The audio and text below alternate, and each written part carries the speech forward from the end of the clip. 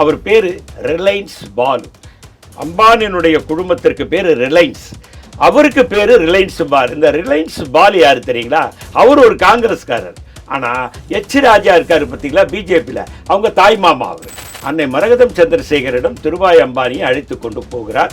நீங்கள் தலையிட்டு அதை பண்ணி கொடுக்கணுன்னு அவங்க என்ன சொல்கிறாங்க, ஒரு போலீஸ் ஆஃபீஸரை கூப்பிட்டு அதில் நியாயம் இருந்தால் நீங்கள் பண்ணி கொடுங்க, பரமானந்தம் என் உறவுக்காருன்றதுனால அவுட் ஆஃப் வேர்லாம் போய் பண்ணி கொடுக்க சொல்ல நான் சொன்னோன்னே உண்மையிலேயே நியாயம் இருந்ததுன்னு பண்ணி கொடுத்தோன்னே அங்கே தாங்க ஃபஸ்ட்டு டேக்கப். திருபாய் அம்பானிக்கு மிகப்பெரிய டேக்கப் கொடுத்தவர் ஜே பரமானந்தம், அதுக்கு பின்னால் அன்னை மரகதம் சந்திரசேகர். இதனால் அவர் என்ன ஆகிப்போச்சு, அன்னை மரகதம் சந்திரசேகர் பரமானந்தத்தை திருபாய் அம்பானியை கொண்டு போய் இந்திரா காந்தியிடம் கூட அறிமுகப்படுத்துகிறார். அடுத்த பிறகு ஒரு சின்ன தோய்வு வரும்போது அவரை மிகப்பெரிய அளவில் உயர்த்தி விட்டவர் மத்திய பெட்ரோலியத்துறை அமைச்சராக இருந்த திரு வாழப்பாடி ராமமூர்த்தி. ஏதோ அவர்களால் முடிந்த தொகையை ஒரு கவரில் போட்டு கொண்டு வந்து கொடுப்பார்கள். திருபாய் அம்பானியுடைய ஆள் இங்கே வந்து அவங்க வீட்டிலே, ஏன்னா நான் மரகதமுடைய நிழலாக இருந்தவர், மக்களுக்கு பயன்பட வேண்டும், மக்களுக்கு சேவை செய்ய வேண்டும் என்ற எண்ணம் ஒரு காங்கிரஸ்காரனுக்கு மட்டும்தான் வரும். தான் பெரிய பணக்காரனாகிவிட்டோம், அதனால் கீழே இப்படி அதானி அப்படி செய்கிறாரா என்பதில் எனக்கு மாற்று கருத்து. மரியாதைக்குரிய திரு மோடி இல்ல, மரியாதைக்குரிய திரு அமித்ஷா இல்ல, மரியாதைக்குரிய இந்திய நிதியமைச்சராக இருந்த திரு சிதம்பரம் அவர்கள். ஏங்க காங்கிரஸ்கார கூப்பிட்டு சொத்து பிரிக்க வைக்கிறாரு? அவன் தான் நேர்மையா பண்ணுவான். இந்திரா காந்திக்கு வீடு இல்லாத போது தன்னுடைய ஃபார்ம் ஹவுஸில் டெல்லியிலே அமிதாப் பச்சன் தான் தங்க வைத்து இருந்தார். அப்பொழுது அமிதாப் பச்சனை மொராஜி தேசாய் கூப்பிட்டு இந்திரா காந்தியை உடனடியாக உங்கள் வீட்டிலிருந்து வெளியேற்றாவிட்டால் உங்கள் மீது நடவடிக்கை எடுக்க, அதைத்தான் எதிர்பார்த்து கொண்டிருக்கேன், ஜெயிலுக்கு போகவும் தயாராக இருக்கிறேன், ஆனால் இந்திரா காந்தியை வீட்டை விட்டு வெளியே அனுப்ப மாட்டேன் என்று அமிதாப் பச்சன் சொன்ன வரலாறும் இருக்கிறது.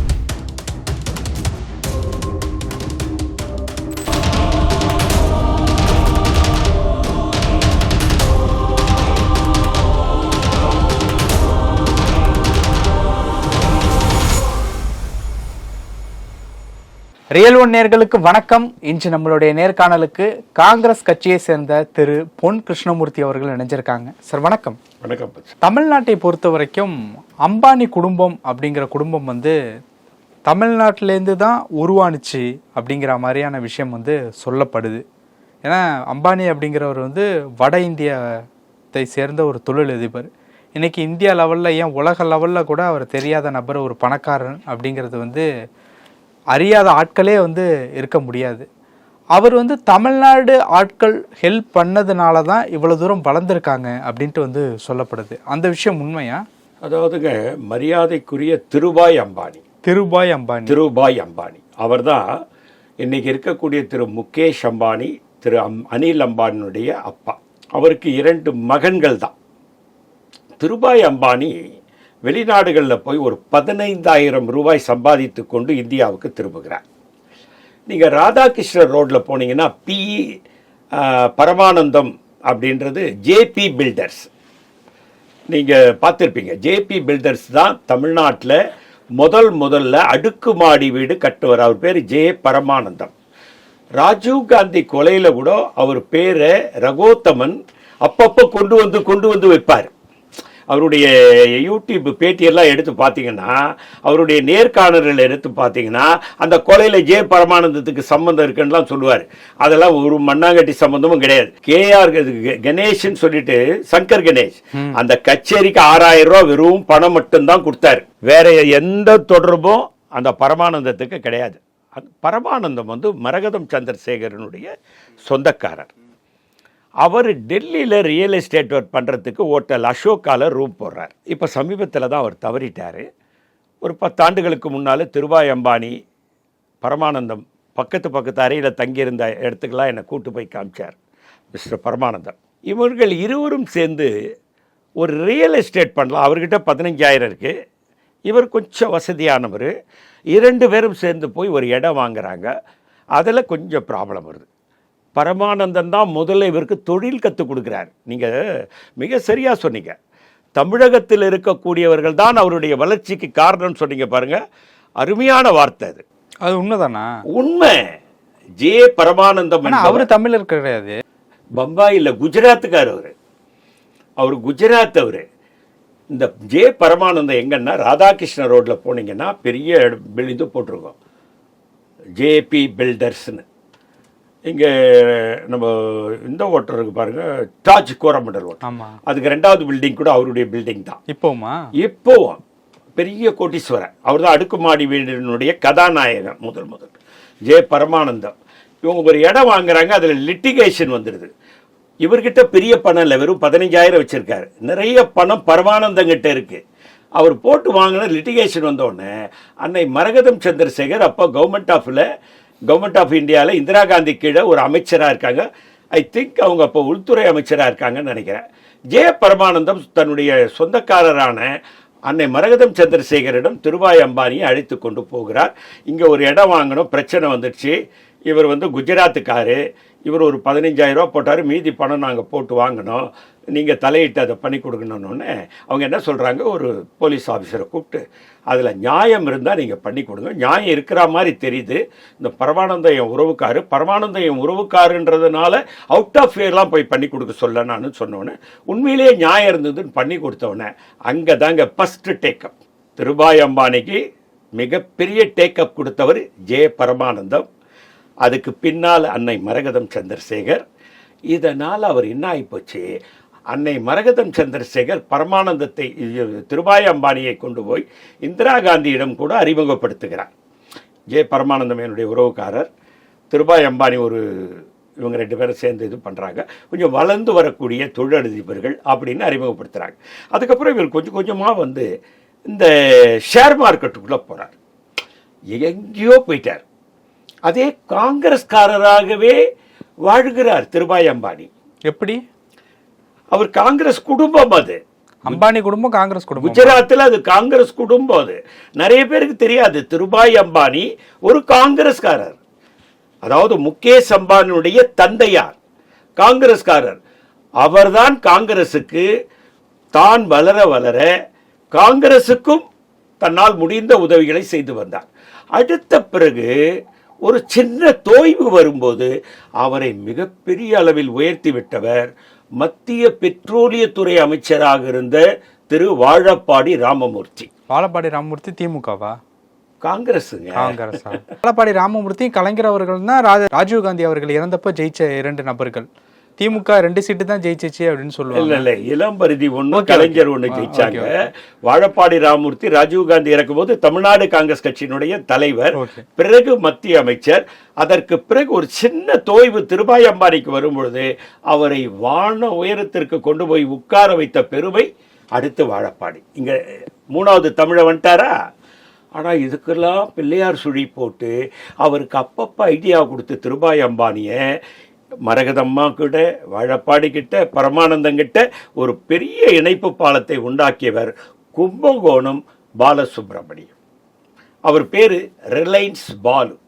அம்பானியினுடைய குடும்பத்திற்கு பேர் ரிலையன்ஸ், அவருக்கு பேர் ரிலையன்ஸ் பால். இந்த ரிலையன்ஸ் பால் யார் தெரியுங்களா? அவர் ஒரு காங்கிரஸ்காரர். ஆனால் எச் ராஜா இருக்காரு பார்த்தீங்களா, பிஜேபியில், அவங்க தாய் மாமா அவர்.